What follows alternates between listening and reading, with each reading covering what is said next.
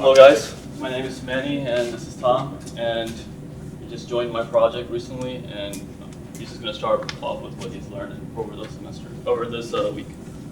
Yeah, so my interest in Project Iris had to do with like how our vision and our senses can be changed by technology and how much further we can eventually stretch our perception. So I really wanted to get an understanding from computer vision of how machines make a sense of a qualitative world. So in this project, my learning process had a lot to do with using the Kinect, especially with the second version, and how it interacts with this program called processing. And what the Kinect does on a technical level is it sends out infrared beams to an object or its general environment, and it captures this with a depth sensor. And what the whole idea of processing is that it pretty much manipulates the information that's being captured by the computer. You have a clicker right next to the box. Now, this is a good graphic to kind of get a sense for what computer vision is.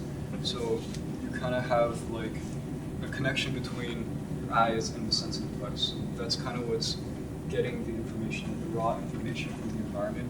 And then you have a machine or your brain that kind of interprets the information that's being collected and observed. And what's really interesting is that in my previous computer science classes, everything was very statistical, nothing qualitative, like in a room or a person's face. So I thought it was really interesting how you could get some context-based information when you're using the Kinect and processing together. Now, to go a little more into processing and OpenConnect, processing is a language, and OpenConnect is the main library that was being used during this process. And what happens is processing kind of collects and uses data that's in RGB, which is red, blue, green data, or depth data. So they kind of use the two kinds of information in interesting ways. So there are very interesting things you can do, like background removal and blob detection.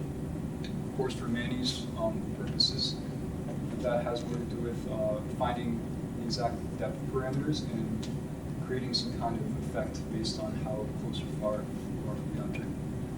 Now, this is an example of some of the images you can get. So if you look down here, you get a for loop. For those of you who've done some computer science classes, the for loop is basically taking all the pixels and running through them first on the x level and then on the y level. So it's like a nested for loop, which ends up going through each individual pixel on the grid. Yeah, so this is actually the camera that he has right there. So I'm going to talk about what you can do with all this processing data and how you can incorporate it into a practical application. So what we have here is a computer that is on here, and on the bottom is an Arduino Duo, and I'll kind of pass this around. Don't drop it, it's very expensive. And you can see all the components that are basically used in powering this cane. And when we use the camera will be connected to the computer, and from the computer to the Arduino.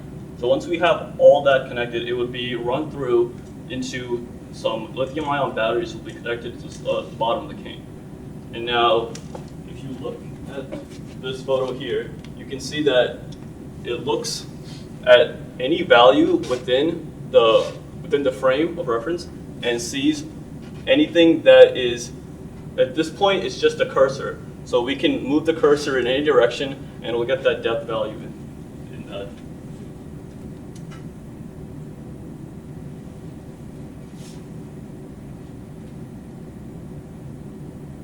Okay, so I did have a photo next, but it didn't come up for whatever reason.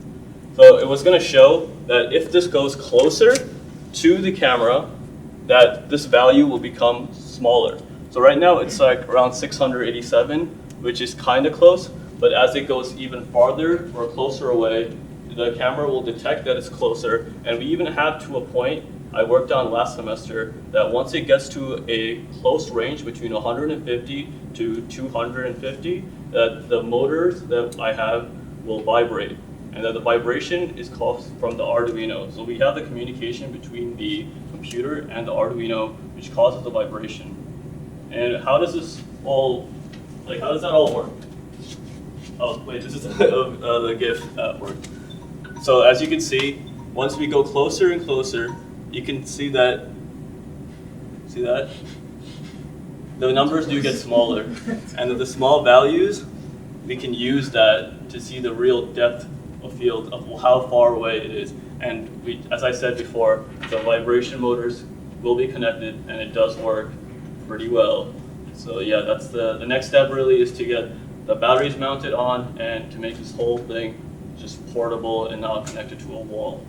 Thank you.